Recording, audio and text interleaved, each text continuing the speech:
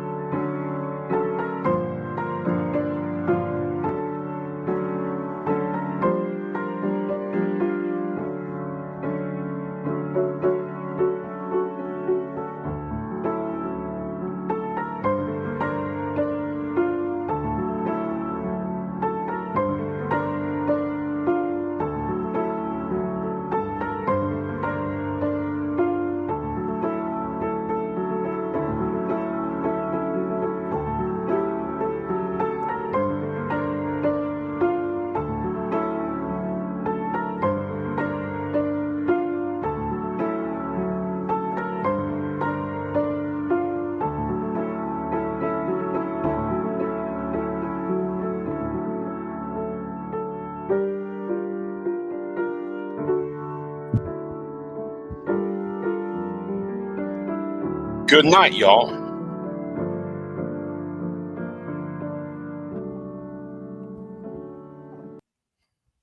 Okay. Yeah, it's 12:56 a.m. and it's June 10th, 2025. When I was at work Sunday night, I was dibbling and dabbling with my iPad because I'm still on this reparations thing. This reparation idea I'm on, and I'm watching the news, what's going on in California, and I'm over here thinking, and then I'm looking at the UBI, uh, Universal Basic Income, and I'm reading that, and then I saw an article that I didn't even know. Um, I didn't know that the founding fathers, some of the founding fathers wanted a UBI type system, and it would cover things like universal health care and single mothers. you know yeah, it cover a whole lot of things, because you always hear conservatives like to come online and talk about how you know they want to bring the country back to the founding. And then I'm looking at some of the founding fathers that's advocating for UBI, and also the abolition of slavery. And there's two of them that comes to my mind because I'm researching. The latter. I've already known his plan when it comes to abolition of slavery and what to do after you got slaves freed. So I'm not really going to basically get on Benjamin Franklin, but I'm going to talk about Thomas Paine, right? And we need to start knowing about his history, because the the right wing in America, the right wing in Canada and Great Britain, they love to say, well, if you care about single mothers, or you care about childless, you know, no, not childless, people who have children but don't have a spouse, we should just look down upon them because as savages. And they always been putting this on. You got your Charlie Kirks, your Matthew Walsh of the world, always putting this out there. See, I always believe that facts matter. I believe that when you put out facts, right? When you put out facts and information out, people will make the best decision based on the information that you give them. So what I'm going to do, I'm going to go ahead and read some of this, because this was kind of ahead of its time, and I'm gonna read out of a source because I can't read the old style English type. So I'm going to read from the basics of modern day English wording type. So this is Thomas Paine's pamphlet called Agrarian Justice Opposed to Agrarian Law and Agrarian Monopolies, being a plan for mentoring or monitoring. I can't meliorating the condition of man. I think that's the right word. I can't pronounce it. Or by creating in every nation a national fund. And this kind of kins to my idea about reparations, but I'm gonna talk about that. I did a video on that a long time ago, but I kind of gave up on the idea because how toxic the FBA ADOS movement is. I kind of gave up on it. But here is what it says here, right? To pay every person when arrive at the age of 21 years the sum of 15 pounds sterling, enable him or her.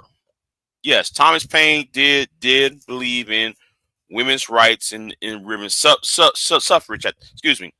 Women's suffrage at the time. See, I didn't learn about this in school. Didn't learn this about in college until the latter part of college, and now they never taught you this in school though. Enable him or her to begin the world, and also 10 pounds sterling per autumn during life to every person now living of the age of 50 years, and all others when they shall arrive at that age, to enable them to live in old age without wretchedness and go decently out of the world. Well, one of your founding fathers sit here talking about he wants the welfare state. So is Thomas Paine a liberal, or worse, a socialist, if not communist? If not outright communist. And I'm gonna go ahead and put this up here, so everybody can see here and see. I'm just doing this as a hobby here. Yeah. So it's right here in front. So the question got to ask is he a socialist? Now I'm gonna read the preface. I don't know. Should I read the preface? No, I ain't gonna read that. But it's him explaining, it.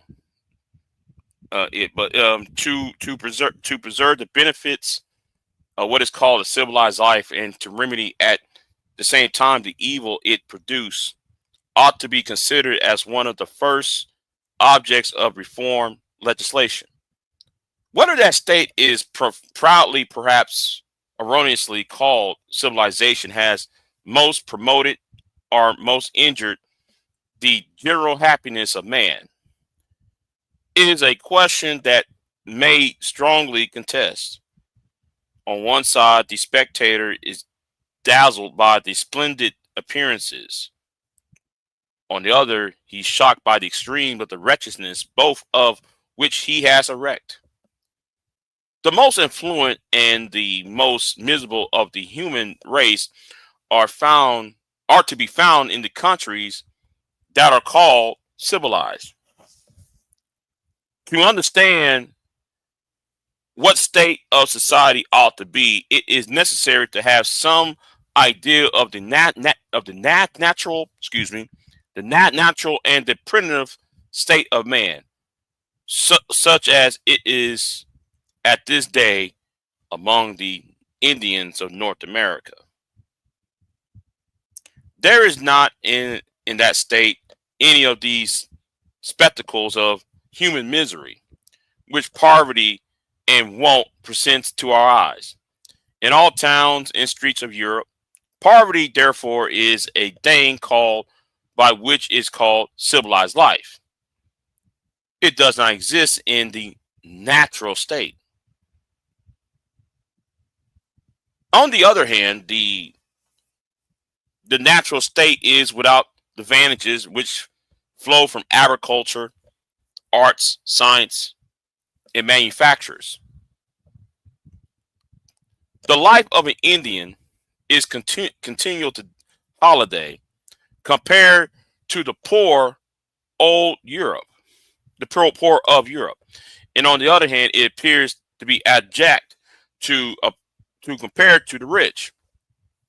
Civilization, therefore, which is so-called, has operated two ways to make one part of society more affluent and the other part more wretched. Then would be called a lot of either in a natural state. It is always possible to go from the natural to the civilized state, but it is never possible to go from the civilized to the natural state. The reason is that man in a natural state, sustained by subsistence, by hunting, requires 10 times the quantity of land to range over to procure himself substance, then would support in a civilized state where the earth is cultivated. When, therefore, a country becomes populous by the additional aids of cultivation, arts, science, there is a necessary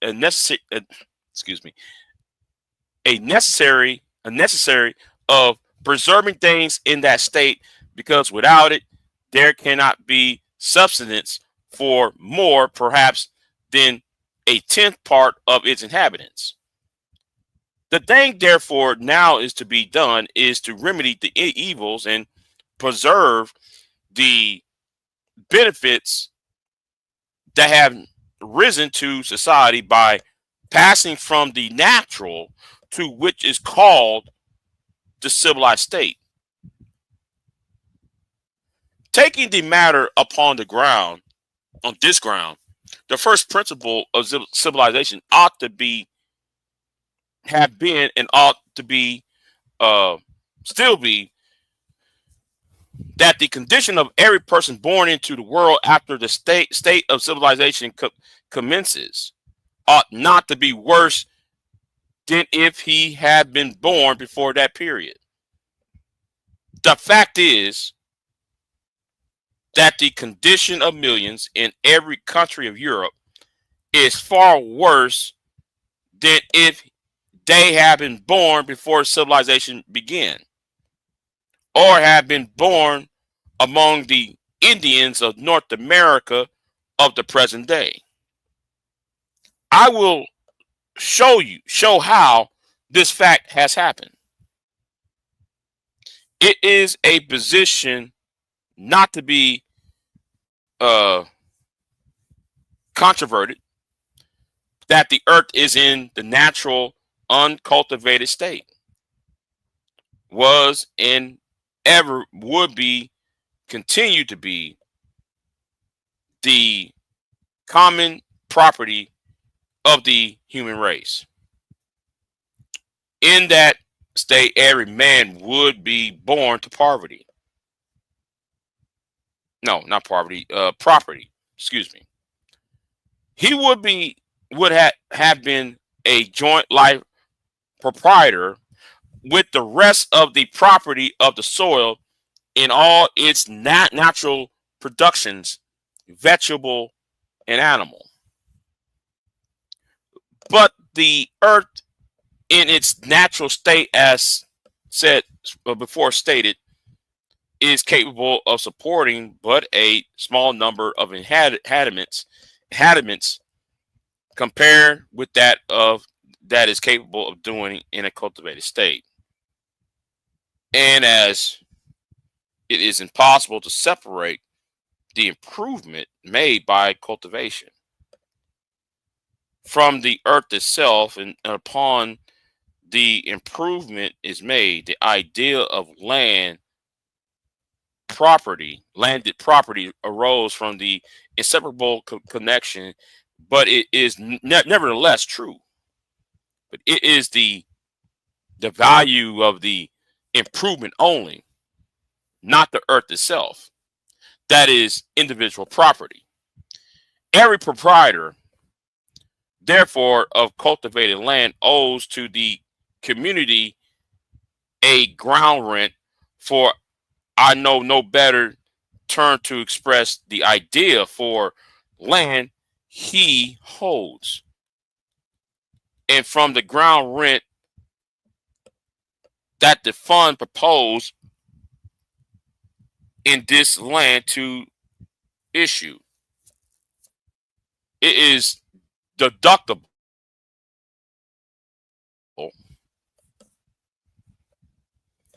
It is deductible, well as from the nature of the thing, as all his history translate to us, that the idea of land property commenced with cultivation, and that there was no such thing as land property before that time. It could not exist in the first state of man, that of hunters. It did not exist in the second state, that of shepherds. Neither Abraham, Isaac, Jacob, nor Job, as far as history of the Bible may be credited in probable things, were owners of land. Their property consists of always enumerated in flocks, herds. They travel with them from place to place. The frequent contentions at that time about the use of a well in a dry country of Arabia, where those people live, shown also was no land property. It was not admitted that land could be located as property. Now I'm not going to read all this, right? But and I'm not gonna, it's not going to be a very short video. It's not going to be a very long video, rather. But I'm going to go ahead and ask this question: Is the founding fathers actually socialists and communists? I really want to ask these right-wing conservative Donald Trump supporters. Okay. Now I'm going to go ahead and go down to here, because I'm going to speed things up a bit. Thus, in a few words, I open the merits of this case. I proceed to the plan I have proposed, which is to create a national fund. Out of there should be paid to every person when arrive at the age of 21 years the sum of £15 sterling. How much is £15 sterling? in today's society. As a part of compensation in part for the loss of his or her natural inheritance by the introduction of the system of land property.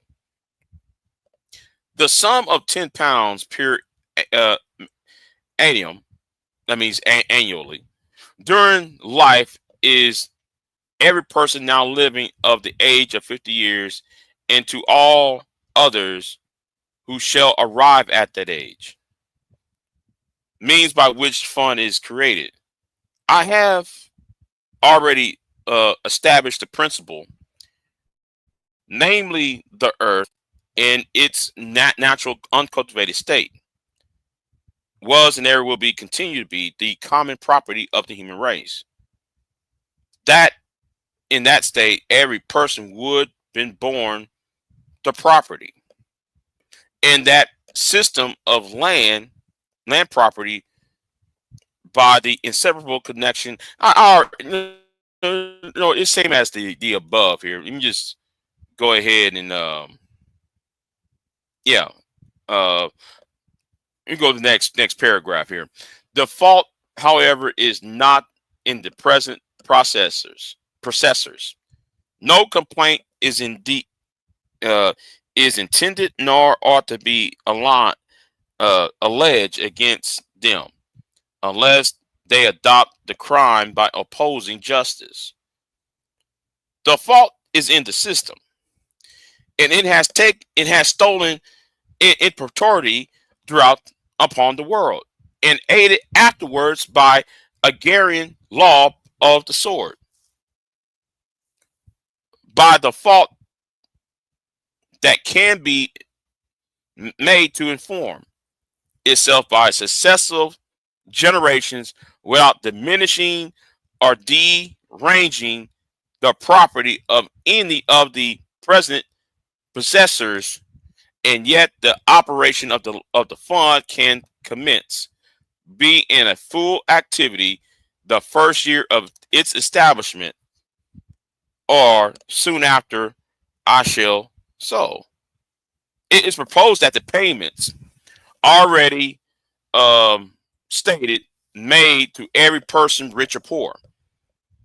It is the best to make it is so to prevent invidious, invisivus, invisivus. I never heard of distinctions.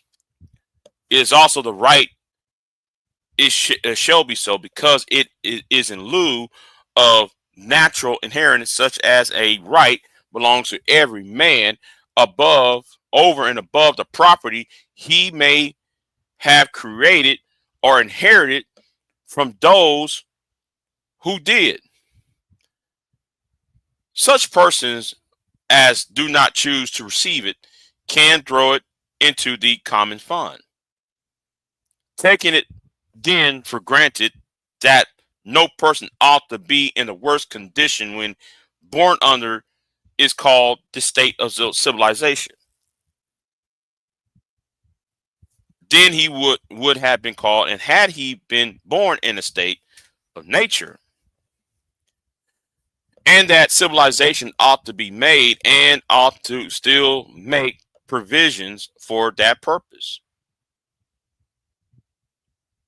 It can be only done by subtracting from the property a portion equal to the value to the natural inheritance it has absorbed. Various methods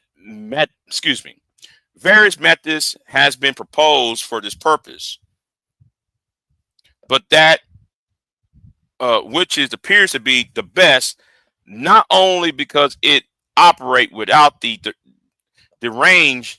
reigning any present processors, but are without interfering with the collection of taxes or imposts necessary for the purposes of government and the revolution. But it will be at least troublesome and be the most affectional and also because the subtraction will be made at a time best admits it, which is at the moment. I'm sorry. At the moment that the property is passing by the death of one person to the possession of another. In this case, the bequeather, those meaning those who are bequeathed, those who getting the gives nothing, and the receiver pays nothing. Only matter to him is that the monopoly of natural inheritance, which is there never was a right, begins to cease in his person. A generous man would not wish it to continue, and a just man will rejoice to see it abolished. My state of health prevents my making it efficient. Um,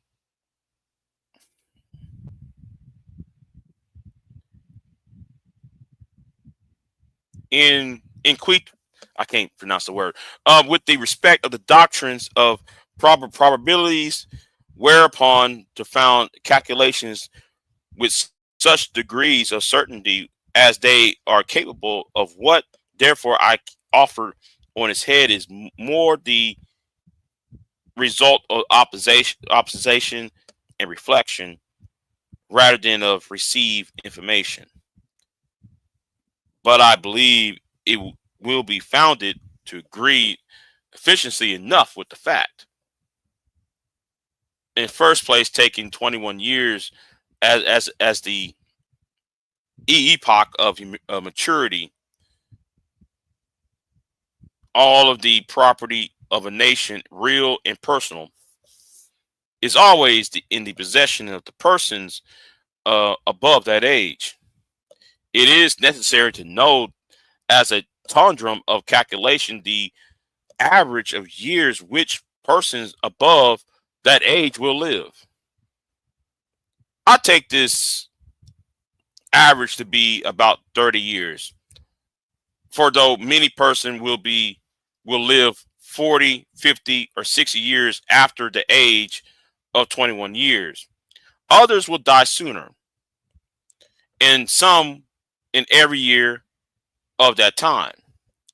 By taking then 30 years as the average of time, I will give it without any material uh, uh, variation one way or the other. The average of time in which the whole property or capital of a nation, or the sum equal therefore to thereto, will be passed through one entire revolution in descent, and that is will gone by deaths to new processors for thought. In many instances, some parts of this capital will remain 40, 50, 60 years in possession of one person. Other parts will be revolved 2, 3 times before that 30 years expire, which will bring it to that average for one half the capital of a nation to revolve twice in 30 years, and it would produce the same fund as it once revolved, that as if the whole revolved once. Taken then in 30 years an average will give time without the material. Oh, I'm sorry, I'm reading the wrong paragraph. Then taking 30 years at the average time in which the whole capital of the nation, or the sum equal therefore is to revolve once, the 13th part therefore will be the sum of will be revolved every year. That is will go by deaths of the new. Yeah, okay. Yeah, okay. That's basically what he's saying. And yeah, he got the formula right here. and I'm trying to. It's something that he said. Um, the plan proposed, which reaches the whole, will immediately relieve and take out three classes of wretchedness: the blind, the lame, and the aged poor, and will flourish among first the rising generation with means to prevent their becoming poor. And will do this, and it will do this without deranging or interfering with any natural nature national excuse me national measures to show that this is will be the case that is efficient to observe, and that the operation and effect of the plan will in all cases will be the same, as every individual where voluntary will make his will and deposit of his property in the manner here proposed. But it is justice, not charity. That is the principle of the plan. In all cases, it is necessary to have a principle more universally active than charity. And with respect to justice, it ought not to be left to the choice of the detached individuals whether they will do justice or not. Considering the plan on the ground of justice is ought to be the act of the whole, groveling spontaneously with out of principles of the revolution, and the representation of the rep of it will be natural, no, national, national and not individual. A plan upon this principle would benefit the revolution by the energy that springs upon the consequences of justice. It would multiply also natural resources like for property, vegetation, and incense by offsets. When a young couple begins the world, the difference is exceedingly great whether they begin with nothing or with 15 pounds apiece. With this aid, they could buy a cow and intimates to cultivate a few acres of land instead of becoming burdens upon society, which is always the case where the children are produced faster than they can be fed. Will be put in the way of becoming useful and profitable citizen. The natural domains will also sell the better if paternally aids were proved to be cultivated them in small lots.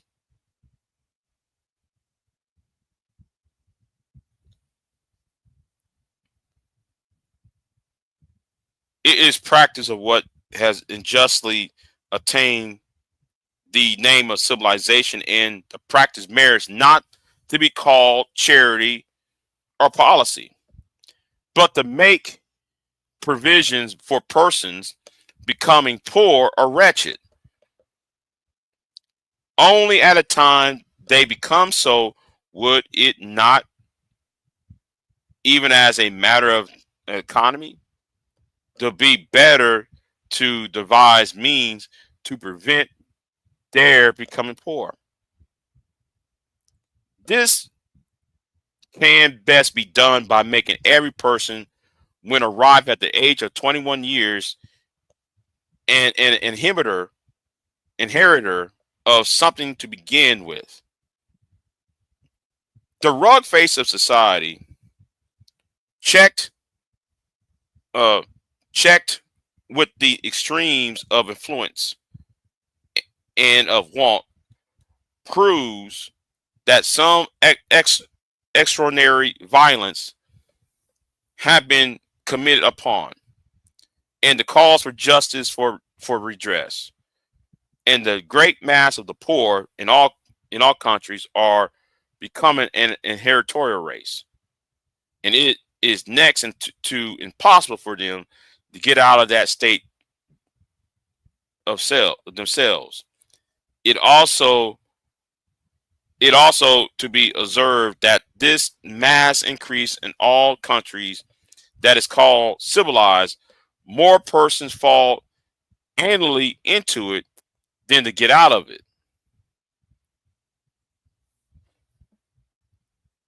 Let me scroll down here. There's another. I'm not gonna go read the whole thing, but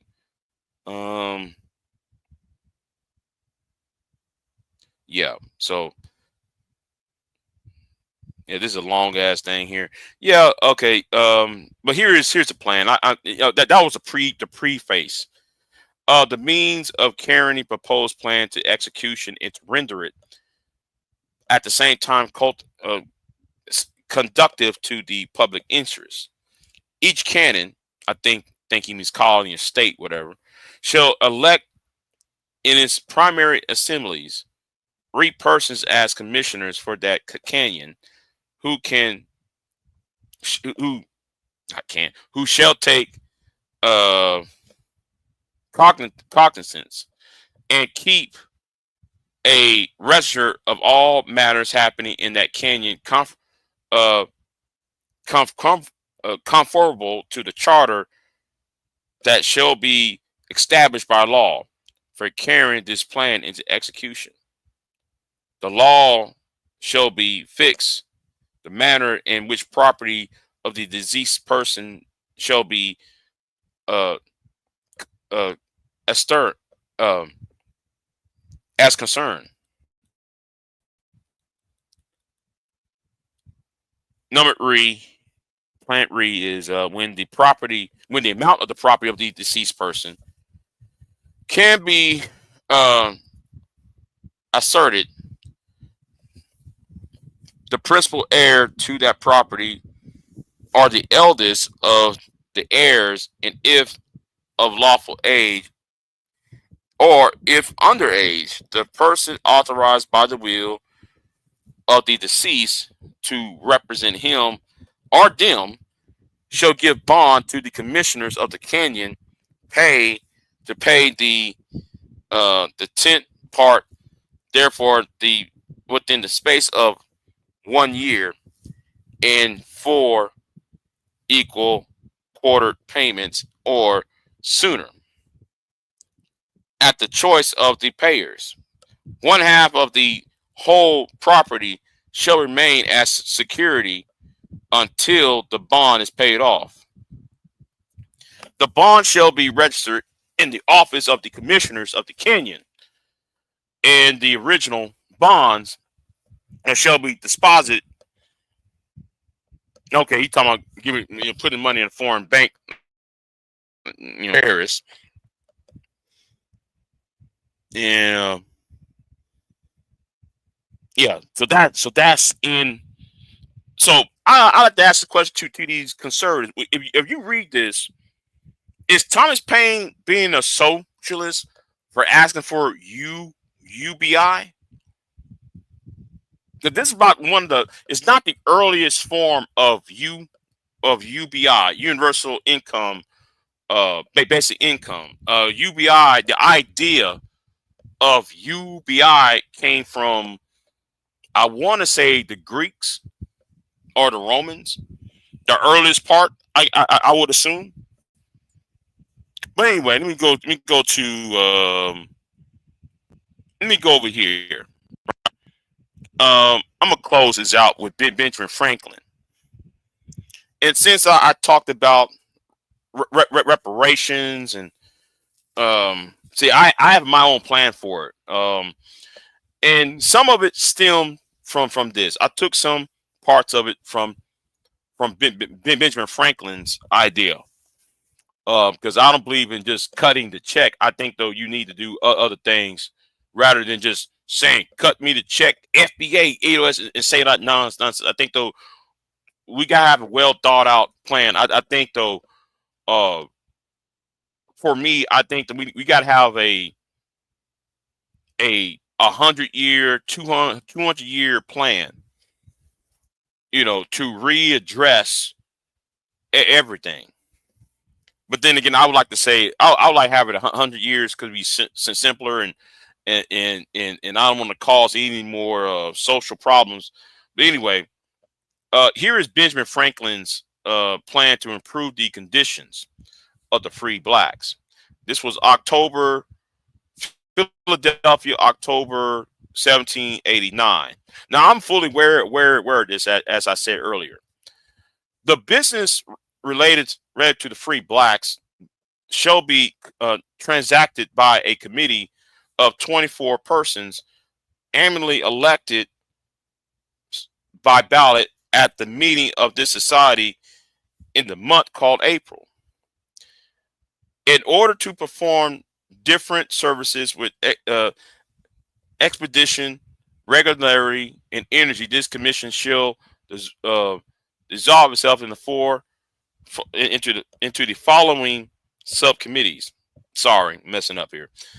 The committee of inspection that shall superintend the morals, general conduct, and ordinary situations of the free Negroes and afford them advice, instruction, protection from wrongs, and other friendly office. You know, I'm kind of against this idea right here. I do believe though there needs to be, if we're gonna have a reparation, I think there needs to be a type of protection from predatory lending and predatory people who are predatory to try to take money and swindle people out of money. But but let me move on to number 2. A committee of guardians who shall choose to place out children and young people with suitable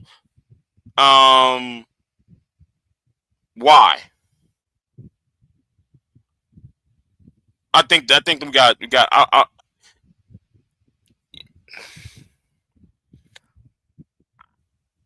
I don't think I'll take that out. If I was, I'll take that out. But the main ones I would be more concerned about is, these two right here.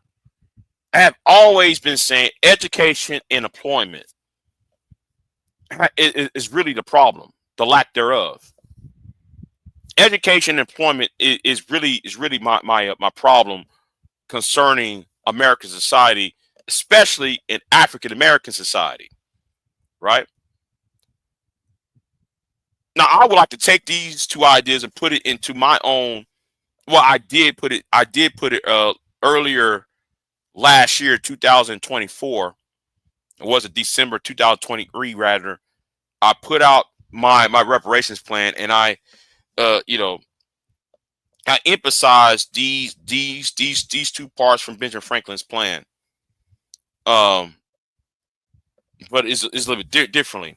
And a committee of education that shall superintend the school instructions of the children and the youth. May either influence the 10 regular schools established in this city. Okay. And they shall enter in this case, provided the pupils shall receive learning as necessary of their future situation in life, especially the deep impression of the most important and generally knowledge, morals, religious. Well, okay, I might take that out. But they also shall also procure and preserve a regular record of marriages, births, manumissions of all free blacks.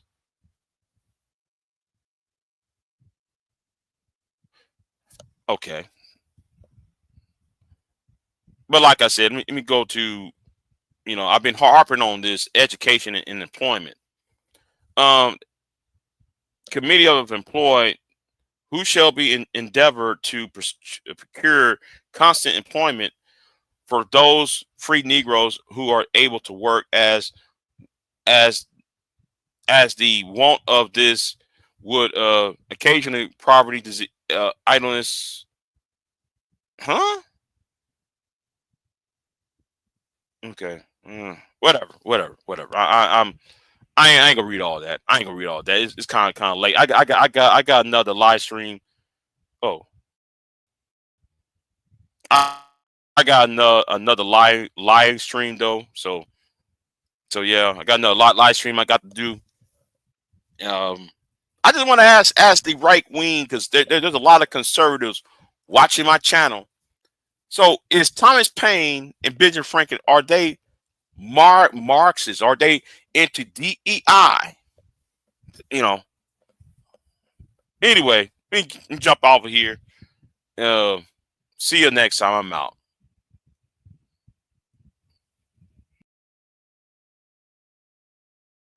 I am not here to debate with anyone. I have devoted all of my adult life to this subject. I only debate with my equals. All others I teach.